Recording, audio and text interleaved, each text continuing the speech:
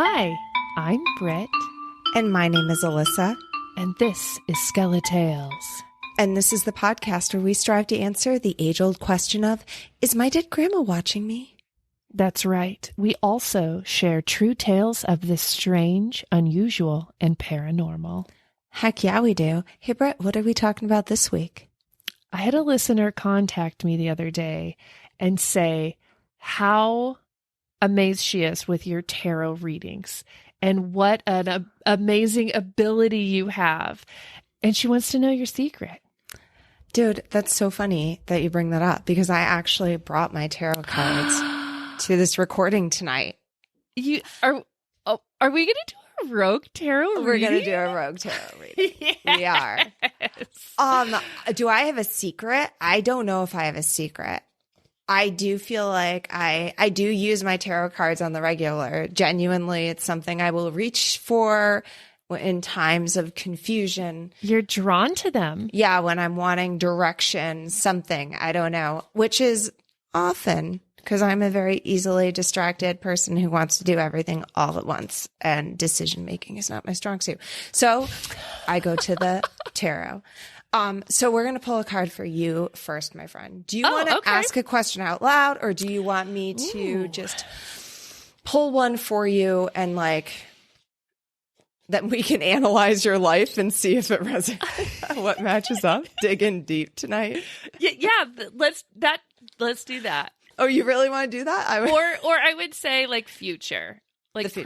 Present, future. So yeah, my life. That is about wraps it up. Kind of like a little direction, right? Like just a little hint. What's coming up? It's like a sneak peek. So I'm just gonna breathe and shuffle through my cards. I like to for me, when I'm picking one for myself, I'll just sort of breathe and meditate on kind of my questions or troubles, and then kind of just stop when it feels right and sort of feel like a tingle in my finger and try to choose the right card. So I guess I'll breathe and shuffle. And if you want to tell me to stop, you can. Okay. Stop. Okay. So it's real interesting. You told me to stop on a place that I wouldn't have stopped. And you didn't stop? I stopped. You did. Okay. I would normally stop. It felt foreign to you. Yeah. Because I guess I always stop. Do you want to pick a different card for me? No, it's okay. That's okay. Oh my gosh. Can you hear? I'm dog sitting right now. Do you hear the dog in the room? No. It's humping the pillow. It's humping the dog bed. It's breathing so heavy. I'm so sorry. Is that what I'm picking up in the tarot? Let's see. Okay, now that I know that. But I can still find you a card. Let me see. Sense it. Oh my, I think I have to kick this dog. It's humping so loudly. You're giving me real mixed signals. Okay, let's see. This is real confusing, Tara. Okay, I'm going to stop talking about dog humping. Okay, go. It's really hard to remove the idea of dog humping from your brain when you, it's in there. Okay. The 10 of Pentacles. Oh. Dude, that's a very happy little scene. It is. It's like family. Is that a papa holding a baby? And there's a little boy with a little horse that he's petting. It's that looks adorable. Look how happy y'all are. It kind of looks like if Mike bleached his hair like Eminem. It actually looks like us. If Ellis was still a baby with blonde hair and Liam was dark hair playing with a pony. Yes. Yeah. And so she's a little bustier than me, but I mean, it tracks. You just grow your hair out. I mean, she's at least 6 foot. She's tall. That's a little freaky. It's freaking me out. What are you sensing? What are your feelers? So there's also grapes and vines surrounding you. There's a serene, beautiful lake in the background. Some hills. There's a little boy petting a little tiny horse, which is adorable and surprising. A little baby in the arms of the rattle. The mother is looking on, very caring. The father is the one holding the baby. I feel like this is a great future, man. This is really looking fulfilling. It looks like fulfillment and some peace and harmony, and maybe you just stopping to enjoy the fruits of your labor and enjoy where you are at this moment in your life and appreciating it for what it is or what it is going to become. Yeah, is in your cards. Oh my God, is that why they say that? That's that freaking saying, isn't it? Shit. It's in your cards. Yeah, I mean, that is. it's your tarot cards, you guys. Okay, so my girl, we're not sponsored by Biddy Tarot, but this is my go-to place when like I'll look at my cards, I will guess around, but then I will go over to this Biddy Tarot site and actually analyze the card and look up what she thinks and see how close I am. I guess it's just a game I play now that I'm realizing this. Okay, so you ready to hear what Biddy says? Upright, the 10 of Pentacles signifies wealth, financial security, family, long-term success, and contribution. Yeah. And so the 10 of Pentacles is a positive sign that you've reached a point of completion and accomplishment in your journey. As a Pentacles card, this sense of accomplishment is likely to be the result of a successful career path, smart financial investments, a stable home environment, and a possible committed and long-term relationship. You have accumulated wealth and abundance through your hard work and dedication and can now relish sharing this wealth with others. This is one of those cards that promise everything will eventually come together and you will be proud of everything you have achieved. Oh my gosh. Done. Episode finished. I'm happy. Good night. That is amazing. Could not have picked a better card. And that came through all the dog hump. Such like, come on. Not a humping dog. And all the dogs got humped. Fruit of the labors. That was in small print. That was the next paragraph. Okay, I'm gonna pick one for myself now. Oh, good, because I don't have a tarot deck to do one for you. So for me, I don't know. I guess I do ask for future, just direction in general, what I should be doing. Oh, I got a 2 of Wands. That one's different. Hell yeah. Okay, it is a fella standing there with like 2 torches in his hand, but they're like... This is foreboding. Oh, wait, hold on. There's a dark cave and there is a monster in the cave. Oh, but he looks like he could be a warrior. It looks like it's a centaur in the cave. So there is a man with 2 wands. It's a real rocky and barren terrain. There's a cave. There's a centaur in it. It looks like the centaur has a message in his little hand. The guy is looking a little concerned, the guy with the wands, and confused. This doesn't feel like my authentic card, but I'm going to take it. But the one I got before was the 7 of Swords. And so that's still sticking with me. So I've got the 2 of Wands. Okay, so this one, the 2 of Wands, I don't like this one. This means like... What vibe are you getting off of it?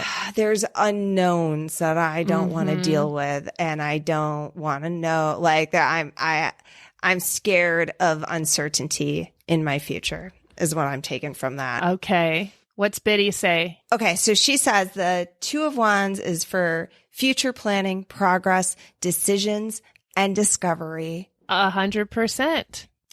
I need to look up the 7 of Swords really quick. Sorry. Oh, no. Uh-oh. The 7 of Swords means betrayal, deception, getting away with something, acting strategically. The 7 of Swords indicates theft, betrayal, deception, and trickery. You may be trying to get away with something and are sneaking around behind other people's backs, hoping to go undetected. If you're lucky, you might get away with your secret intact. But if you're unlucky, others will soon find out what you have done, causing you shame and embarrassment. Be aware that anytime you use cunning or deception to gain an advantage over someone or something, you're at risk of being found out. And if you are not, the cover up will require a tremendous amount of effort, and it may not be worth it. This is you trying to have 2 jobs in the same month. It really is. That's really funny. That was very accurate to what is going on with my life. I'm telling you, you got a gift, girl. You got a gift. I have been meaning to ask you, where did you get your deck from? My deck, I got my deck as a gift from my mom when I was like 14 or something. This talking about tarot cards reminded me of the first time that I had a tarot reading. It was eons ago when I was 18 years old. Mike and I had been dating all of maybe 6 weeks. And we decided for a date one night that we were going to go see a psychic. Yes. It felt romantic. I don't know. It's me. So we drove to Dallas where we knew there was this like big neon sign off the highway that was like psychic, psychic. And we pull off, we go in. The lady who met us at the front was like exactly the type of person that you would expect to see. She was super old with like this wild white hair, these cloudy eyes, and like lots of hairs growing out of her chin. And I was like, oh yeah, you are the real deal. So initially we thought, oh, we'd sit around this like crystal ball and she would talk to us. She was like, no, we have to do separate readings. And so I went into the room first. There's a table there, no crystal ball. She has me sit down. She sits across from me and she pulls out her deck of tarot cards. I think she asked me like what I was looking for. And I mean, this was like over 20 years ago. So I think I wanted to know about like, oh, what's my future bring to me? She had me pick out 12 cards from her deck and she laid them down face down and then sort of flipped them over one at a time. I don't really remember what all she told me. I think there was something about me being happy and adventurous. And I think I remember her saying that like I would have kids in my future too. It was all lovely and fine. I leave. She gets Mike and is like, okay, come on into the room. And so Mike goes in, sits down, same thing, has him pick 12 cards. She looks at the cards and says that she's never seen this before. This ancient witch of a woman has never seen this. Of the 12 cards that Mike pulled, 10 of them were exactly the same as the cards that I had pulled just moments before. Mike gets finished with his reading. Obviously, like they're very similar, happy, adventurous, whatever. And she had told him, though, she said that, you know, we were certainly connected and that we would be married within the year, which we definitely were not married within the year. I was only 18. 22 years later, here we are, still together. We are married now, happy, 2 kids, fairly adventurous life. And yeah, it's very interesting to think back on that first tarot reading and how she kind of a little bit predicted our future.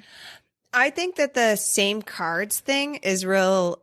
It's weird. It's interesting. I've seen it. Like I'll pick the same cards or the same suit over and over. And like, it's a thick deck, right? Like it's like a lot of cards. No, 78. 78. 10 out of 12. It's hard to ignore. It's very weird. Yeah, it was pretty crazy. And, you know, at the time I was just like, we're soulmates.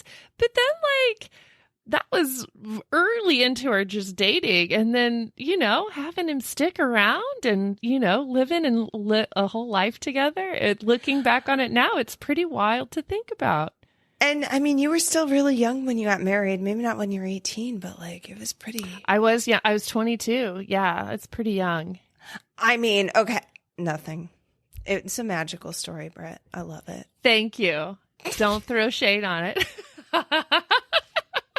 Okay, so if you haven't guessed yet, listeners, we're talking tarot stories. Oh, yeah. The tarot world. We're so into it that I'm like... Forgot to even like do our intro, all of that. Yes. I have some tarot stories, Britt. Ooh. Do you want to hear mine? Yes, definitely. Okay, I'm going to tell you my longer story first. And this comes from Sean Graffing, who is a tarotist. I should know, a tarot reader. And they're talking about their most interesting experience with tarot cards. Okay? Okay. So they say, I had been reading for a client for about 8 years, and he had accomplished a lot in his life.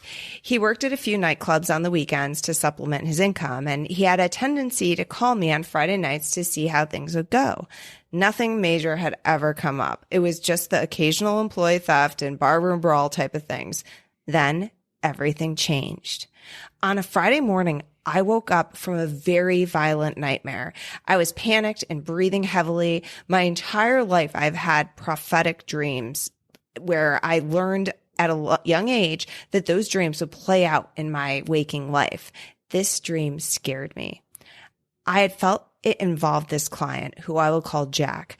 I had been floating above a small crowd of big burly men who were wearing dark clothing. It looked like they were dressed in dark slacks and dark dress shirts. The small group was physically fighting with several other people. I could hear loud music coming from inside what I thought was a dance club. I could see the vehicles nearby, the streetlights, parking lot, and even a set of steps. In the dream, I knew I had never been to this place in my waking life. I saw a vehicle start to pull out of a parking space, and I looked towards the door of the club. Bang, pop, pop, pop. One of the two men who were standing at the door slumped and fell over. I could see blood coming from underneath him. I knew he had been shot by someone in the car that had been leaving. I also knew my client Jack was one of the guys standing at the door of the club. I woke in a panic. Oh my God, Jack's in danger, I thought. I jumped out of bed and I tried to contact him. He was at his day job and was busy. I left a message for him to call me. It was urgent. Now, I should let it be known that in the event of an impending emergency, I will notify those involved. In the 36 years I've read cards, only 3 clients have been notified of impending danger seen in a dream. There is no payment or fee for this type of service. I do this to save lives. It is an honor to get such information to begin with, and as terrifying as it is for me, I fully believe I wouldn't get this information unless I was supposed to help the person survive. All day long, I had this horrible sense of doom. I felt death itself was nearby and would be collecting someone very soon. I was too upset to pull the cards and read that night. I had to calm myself and disconnect from my emotions. It took me a few hours, but I spent that time documenting and analyzing the dream. I was irritated because I had looked away from the car a split second before I heard what I believed to be gunshots. In looking away, I didn't see who did the shooting. I didn't see what kind of gun it was. Ugh. I wrote down everything I could recall and looked it all up in my books in my library. When I was complete, I was calm and confident. The dream was indeed showing me that Jack was in danger. Jack finally called at his normal Friday night time. He wasn't feeling comfortable about going to work that night. Trust your gut, I said. I pulled the cards and gave him a detailed description of the cards in the dream as we spoke. The cards showed a brawl at the end of the night. It also showed an alarming amount of battle cards, wands and swords, and a group of 3 cards which indicate a physical passing repeatedly came up. I advised him to stay home. I knew he needed the money, but lives would be in danger. I will pay you to stay home tonight, I offered. Let your coworkers know that energy is still changeable. If they can, use words, not fists, to end a disagreement. Do not be near the club door between 2 and 3 a.m. Jack did take the night off. Sadly, there was a fight in the parking lot. Several patrons involved in the fight left, and as they were leaving, someone fired a gun multiple times at the staff. It was, and still is, heartbreaking to me that one of the 2 gentlemen standing at the door was shot and killed. Jack called me that night after he got the news. Had he been there, he would have been standing at the door. I cried myself to sleep that night because someone still lost their life. When I finally slept, I dreamed of an older gentleman who was laughing and riding a beautiful white steed. I have never physically met Jack, his coworkers, nor had I ever been to his part of the country. My dream and the cards worked together to help save someone's life. I just wished I could have done more. Oh my God. He saved Jack's life though. Holy shit. To have it be so accurate. Wow. I don't know how people make such specific predictions from the cards. Like, that's the part I don't grasp about the reading. I can get the generalizations, but that, like, I guess they had a dream, a prophetic dream about it. Yeah. In preparing for the episode, I read a few first-person stories, and it seems like with those, as they're pulling the cards, some people will kind of get some visions. Yes. Yeah, that's true. Because I did read one about someone pulling cards and getting like an image of a plane crash. And then the next day they got news that a friend had died in a plane crash or something. Because it was all bad cards. It was like, that was one of the things. Alissa, that was a phenomenal story. Do you have another story, my friend? I do. I have a story from Claire. She says, is it terrifying? as a matter of fact, it is. Because that's where I tend to lean. You go light and fluffy, I go a little dark. This story is a little terrifying for you tonight, Alissa. I can't wait. My daughter was given some tarot cards for Christmas by her boyfriend's mom. The cards had sat in the boyfriend's mom's house for a couple of months before they were gifted to her. And their house is very haunted, with sightings and audios of screaming and people watching. When my daughter received the cards, she felt sick as soon as she touched them and was reluctant to use them. She put them on a shelf, only to find them on the floor moments later. This happened several times. She then put them out of the room, only to find them on her bed. Then one night, she's in her living room where she has hanging plants around the walls. Then they start moving strand by strand as if somebody was walking all around the edge of the room. This really creeped her out, so she brought the pack to me for clearing. I work with this kind of stuff. As soon as I held them, I felt sick too. They were very powerful. I did my thing, but I didn't feel like I could remove this one. I said that I'd come back to them in the morning as I wanted to spend time with my daughter. However, that evening, the doors in the room where the cards were started to close and open and move on their own.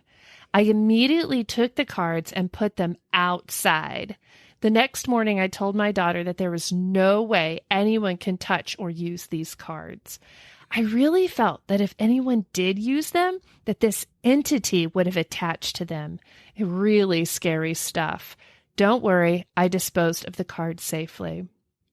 So then everyone was curious. Claire, how did you safely dispose of tarot cards? Did she burn them? No, you're not supposed to burn a deck of tarot cards. Ooh, okay. Also found out you're not supposed to ever burn Ouija boards either. Some people are like, burn it, get the demons out. That's not the way to dispose of it. That one I was unclear on. It seems like burning's a real good way to do it, but at the same time, like, the best way to raise demons in hell is also fire, right? Yeah. Like, it's like feeding it what it wants. I don't know. Water? Yes. And as a matter of fact, she bathed the cards in salt water so that they went mushy, and then binded them and placed them in a blessed bag, and then buried them in a high energy protective place. So yeah, salt water, cleansing. We know this. Opposite of fire. That's how I got to that. Clever. So yeah, that was from Claire.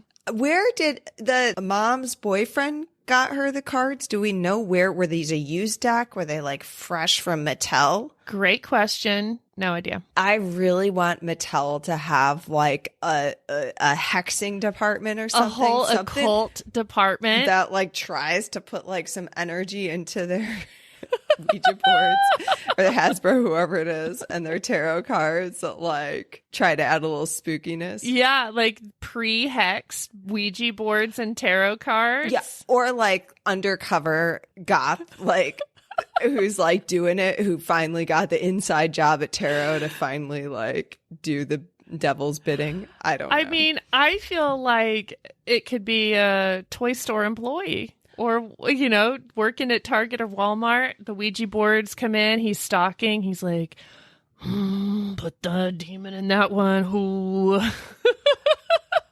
Exactly. And then you could also use like an invisible ink, like something that only shows up in black light, and be like murder or something creepy. That candlelight, something that only shows up as candlelight. Yeah, or like you put it on every board and you got to figure 1 out of like 1,000 are probably done in some black light session, and people are going to be like, ah! It'd be worth it. That'd be fun. I wonder if they're hiring. All right, Hasbro, we're looking for jobs. Hasbro stock dropped this week because of an uptick in demonic possessions blamed on Michael and packaging. All right, Alissa. Britt, I love that story. I have a few. I thought this one was interesting. It's not very fun. Oh, okay. It is short-ish. Someone asked if anyone who does tarot or palm reading has ever seen something dark that made them afraid of the person that they were reading in that time. And I thought it was such an interesting question. And so someone responded and said, yes, I saw a huge amount of death and blood, guns, weapons, and torture around a man I was reading, and so much fear. I was both afraid of him and for him. It shook me cold. He saw my reaction to the energy. He looked so sad and said, you can see me, can't you? And what I've done before. Please don't be afraid. I'm not going to hurt you. I just need help. I have no one else to ask. He confessed he was a seasoned hitman and was now on the run from others he had hurt. It was like watching a caged animal suffer. It felt like hell sitting with him. After the reading, he left quietly and thanked me. I will never forget the overwhelming feeling of being confused, tortured, trapped, and completely alone that he carried. One day, he will be gunned down. I have seen it clearly. I'm sure his spirit will show up and we will speak again. What a sad and hopeless way to live. To be a psychic and to be able to see that the person you're reading on is a hitman? Holy shit. Like by touch, that would be such an interesting experience. Like a movie, like bam, bam, bam, bam, bam, bam, bam. Yeah. Flashes of it all and knowing it all. You know, the hitman probably just like wanted to be seen and was maybe curious if this psychic, like, are psychics real? Can this happen? And then to be seen, I bet it, even though it was really sad for the psychic, like I bet the hitman maybe felt better. If you were on the run for your life, would you make a pit stop into the old psychic tarot palm reader office? Yes. Yes, I would. All Especially if it was a big old neon sign. Do you have another one? I do have another one. This one's fun. This one's genuinely fun. Last one wasn't fun. And this is from Carter SOS. They say, I had lost my glasses. I checked everywhere. I had my husband help me. They were just gone. My husband had just gotten his first deck of tarot cards, and I'd been helping him learn how to use them. As a joke, when we were about to give up, I asked him to ask his deck. So now I personally had never seen anyone use a deck to find lost items, but apparently, as I've learned recently, it's super common. Like they pull a card and it's like a desk, and you're like, oh, it's under the desk. Okay. Continue. Your little doubting Nancy, what is the over there? Okay. I didn't think it was going to actually work at all, but he tried it anyway. I can't remember what the specific cards were, but one had a picture of a throne reversed. The other had art depicting a hidden trap door. It took us a while to get it, but it turns out on the back of the recliner we keep in our bedroom, there's a little secret Velcro compartment. We found quite a few things in there, including, wouldn't you know it, my glasses. Since then, it's helped us find a plethora of things, from things most important to us to small, stupid things. I just think it's crazy because we didn't even know about the compartment at the time. That's interesting.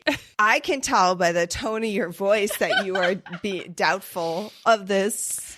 You know what? That brought back a memory, a very, very vivid memory of an old recliner we had back when I was a kid, and it was brown and it was kind of soft to the touch. And on the back, there was a Velcro pocket where things could be. And I have not even thought about that since I was a little kid and that recliner was in our house. So that's what that story brought to me. Interesting. I think that possibly those pockets are for newspapers. Yeah, I don't know. A lot of my tarot cards seem to involve grapes. I don't know. Like, I'm trying to think if there's anything that I'm missing that could possibly be in the grapes that are in my fridge. You know what? Tomorrow you're going to miss something, and then you should post it onto our SkeleTales social medias. You think I'm going to lose something tomorrow? I probably will. Yeah, that's my psychic prediction for you. Okay, I'll try it out. I hope there's like car keys on one of my tarot cards. Me too. Do you have another story, Britt? I do. I have one last story for you tonight. Okay. This comes from A.P. Strange. I should preface, this happened in around the year 2000, 2001. I was in high school, or perhaps it was the summer that I graduated. I was out and about in the city of Worcester, Massachusetts. The armpit of New England. I thought you would appreciate this story. What year did they say it was? Oh, no, they didn't give a year. 2001. Oh, shit. I think I was there. Okay. I like immediately AP Strange. That resonated with me. The name even. Okay. Okay. Oh, okay. I lived in a small town just outside it at the time. I was with my buddy Tommy in my beat up 87 Mustang convertible. It was either Tommy or Mikey or Marky, Polly, Johnny, Jimmy. You are so here for this. I love it. I wanted to get a cup of coffee at the coffee shop Dunkin's that I liked. But Tommy didn't like the place so much. So we compromised and went to a local bookstore that had a restaurant or cafe inside. This was, do you know this place? Tatnook Bookseller. Yes! I knew it as soon as you said that. You might know the person who's writing this story right now. I'm like literally thinking about maybe. I have sad news. The bookstore has long since closed. Oh, I didn't know Tatnook shut down. Did you know the Tattered Cover shut down in Denver recently? Sad days. It's because people don't read books. Dum-dums. Damn it. All right. As we approached the bookshop, an old woman addressed me. She had roughly a dozen plastic shopping bags spread around her that she'd been rifling through. She asked me for a cigarette, and when I made eye contact with her, I got the impression that she was blind. Her eyes were almost entirely cataract, all clouded and misty, and it seemed that she looked through me rather than at me. She explained that she had just bought a pack but couldn't find it and that she must have dropped it somewhere. So I gave her one and went outside.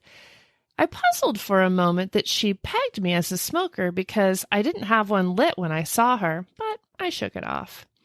When we got into the cafe, it was clear that they were closing up for the night, and we decided not to keep the waitstaff on just so we could order coffee.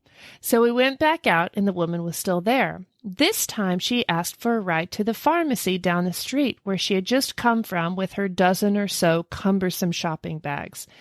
"The doctor told me I should walk," she said. "Physical therapy, you know. I was hit by a car last year, and I need to build up strength, but I'm so tired." So, of course, I obliged. Tommy had to get in the back of my tiny car, and she, with her burden of bags, got in the front. As we rolled toward the street, she made a remark about the two of us being musicians. "How'd you guess?" I asked, and she said that she just knows things. I asked if she was psychic, and she said that she was known to be. She explained that she read tarot, and I told her that I had just started learning it myself. In fact, I had gotten my first deck at that same bookstore. So she offered me a reading, which was no small task inside a tiny convertible. But we pulled up under the street lamp at the edge of the pharmacy parking lot, and she produced a deck of cards, wrapped in an ornate cloth with an honest-to-goodness crystal ball, and proceeded to read my fortune. I don't remember all the details, and Tommy was barely paying attention, being a skeptic. She did say that she saw pregnancy in the cards, which was terrifying to me for obvious reasons. She insisted there was a blonde woman in my life that was a romantic interest, and I was baffled because my girlfriend at the time was Egyptian and very far from blonde. At any rate, when the reading was done, she scooped up her ephemera and got out of the car, taking her bags out one by one. The last bag was full of fresh cherries, and she offered me a few. I took them, and she took the bag. Tommy moved to the front, and she bent to pick up her purchases. and that was the last I saw of her. I was stymied by the reading, a bit befuddled, and as I ate the cherries, I tried to run over what she told me with my friend. But he was distracted by the fact that after bending for the bags, she never reappeared. Only a minute or so had passed, and I got out of the car and looked around the fairly large parking lot. Nowhere she could have gone, even if she could move very quickly. But with her age and her burdensome load she was carrying, there was little chance of that. Her name was Clara, and I'm left with the conclusion that perhaps she didn't survive being hit by that car. As a capstone to the story, being as shaken up by the reading as I was, I maintained little to no contact with my then girlfriend, and the next time I saw her was a week later at a party. Unbeknownst to me, she had bleached her hair and was totally blonde. Was she pregnant? We do not know. And pregnant. And pregnant. Let me finish that. She was totally blonde and pregnant. We don't know if she's pregnant. I never had a rogue psychic reading like that in Worcester. Dang it. Where was Clara when I was wandering the old streets of Worcester? As I was reading this story, I was like, oh shit, this lady sounds like the psychic I saw in Dallas in the year 2000. Also, just saying.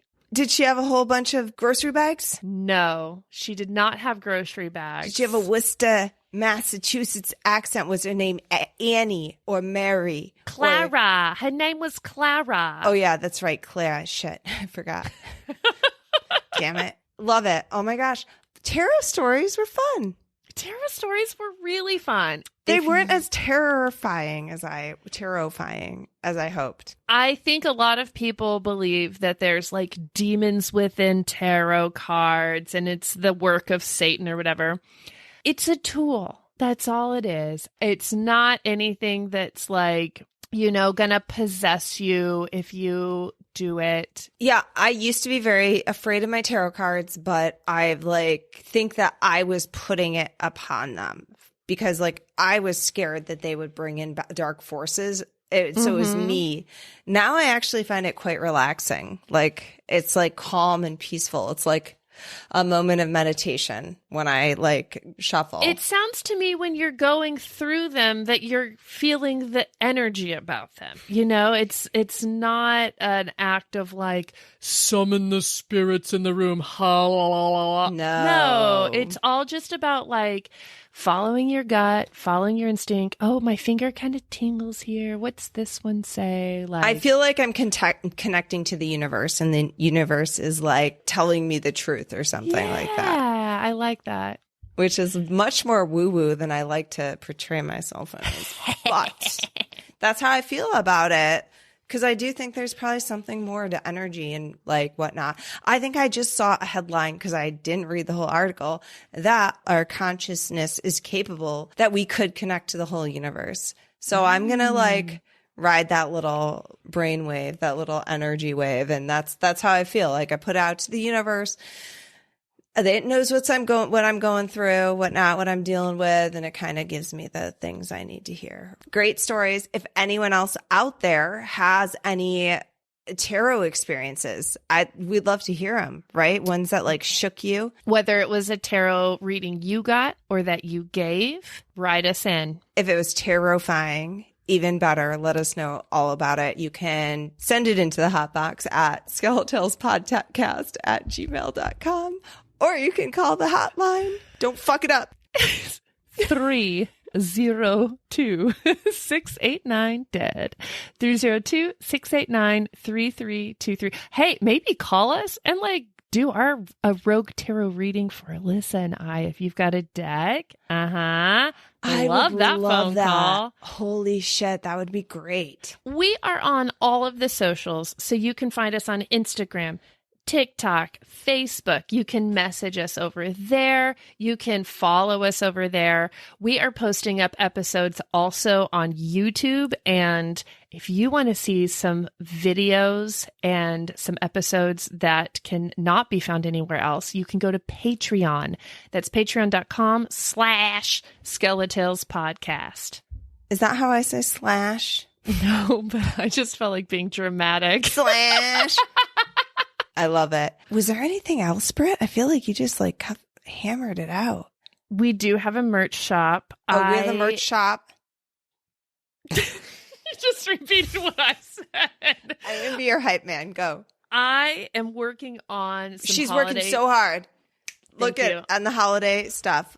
Holiday box gift. The boxes. Boxing that shit up. You're going to love it. Keep an eye on that shop. That's it. All the eyes on the boxes. So boxy. Fucking so haunted and boxy. Britt, it's killing it. Thank you, Alissa. SkeleTalesPodcast.etsy.com. Yeah. Read those URLs. Holy shit. You're so good at that. Oh my God, I'm so pumped right now. I'm like sweating. I am so hot. The fire is right next to me. I'm so fucking hot right now. Oh my God. Britt, holy shit. You look so hot. Thank you. I'm piping hot. Alissa, was there anything else that we forgot? I just remember last thing. Hold on, wait a minute. I want to do one last reading. Okay. One last card. I'm ready. Hold on. I got to get him in here. Holy shit, Britt. What? Oh shit. What is it? It says, I was going to do, it says haunt you later, but it doesn't. It's the fucking Ten of Pentacles again. Did you seriously just randomly pull that one? That's the same exact fucking card that I just got. Okay. Later, my win. friend. You win. Damn. Haunt y'all later. For real. Good night. Good night. Oh, that's pretty freaky shit.